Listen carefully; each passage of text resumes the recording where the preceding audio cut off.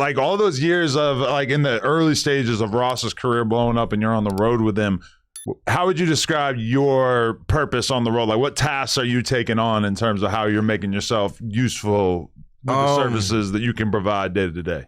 I would at first in the beginning, I didn't care. I would carry bags. I would roll blunts. I go get the food, you know, with the whoever. We all do it. You know what I'm saying? And it was a thing. And then as time went down the line, I started just the promoter would know what I needed, so he'll just come bring my bottle to the room, my Hennessy. So then it was like, it was no more responsibilities because it was somebody else doing it. So now my shit was to just get drunk and get on stage and hype this motherfucker up. You know what I'm saying? To my fucking head finna bust. I remember one night we did 3 shows in one night in that DMV area. 3rd show, my head pounding, my heart racing. I don't know what the fuck, I'm about to die. And who the Boss, and I just, hey,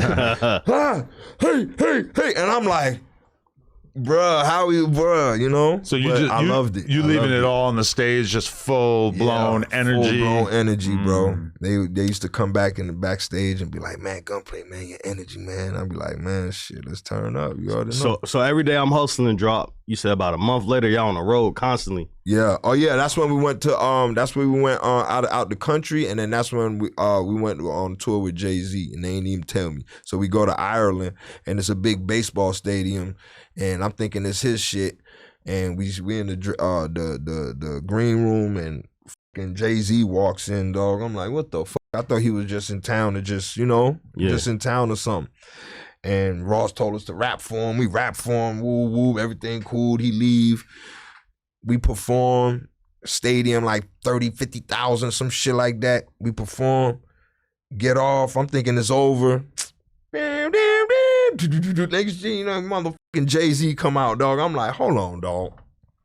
Did we just open up for Jay-Z? And then I thought about it, and then the next day, we did the same thing, and we did it over and over for like 14 days, bro. Wow. And I was like, yo, we was standing on couches and shit around that time with the Timberland had a record, something girl, wherever you are. Oh yeah, that song, that shit, that, and then man, it was definitely a promiscuous time, girl, promiscuous girl.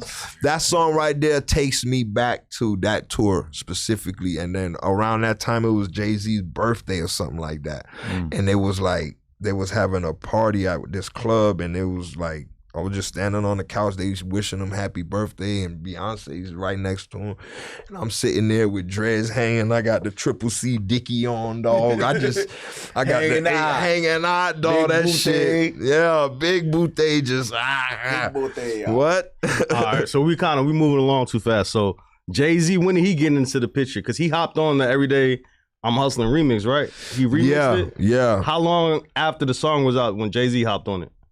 Month, 2 months. Well, no, probably like 2 months. Probably like 2-3 months. We was, cause I remember the anticipation was like we heard like he was gonna get on it. I think it was about 2. Don't let me lie to you. Yeah.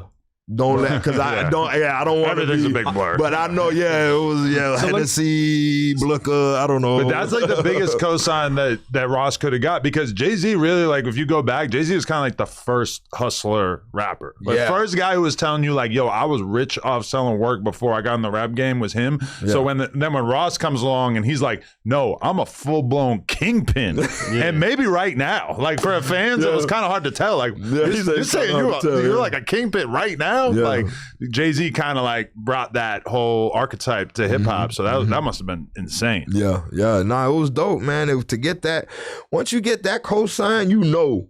Yeah. We're going to be here a while. Point being, I asked that, was Jay-Z the first rapper to really come like from outside of Florida to like embrace y'all? Or was like Diddy around first? Because I remember a long time ago, y'all was in the Boys in the Hood video. Oh, yeah. So how did y'all even get mixed in where y'all was in the video? Ross not even on the song. Yeah, that was Block. Remember Block ENT? You know Block ENT. Yeah, Block ENT. That's who we got. That's who basically like brought us into the into the game, like the real game. You know what I'm saying? Ross had went up to Atlanta for a little while, and he had disappeared for a little while. I couldn't get in contact with him, whatever was going on. Boom, he gets in contact with me. He says, man, out of nowhere, man, I'm in Atlanta. I'm going to bring you out to Atlanta. This is like 96, 90, you know what I'm saying? So I go up there. No, probably like, at this point, it's like 98. Don't let me lie. Boom. Now it's like 98 at this point. I'm like 18. So we go up to Atlanta, and we meet with Block, a dude named Block. He was managing an artist named Lil Noah back then, and a guy named Tomcat. Tomcat, we used to sleep on his floor and Greg Street. At Greg Street, Greg Street from Atlanta. Yeah, Fat Boy used to be over there too. Like we used to be over there, dog, and at Tomcat crib, to the point Tomcat wife.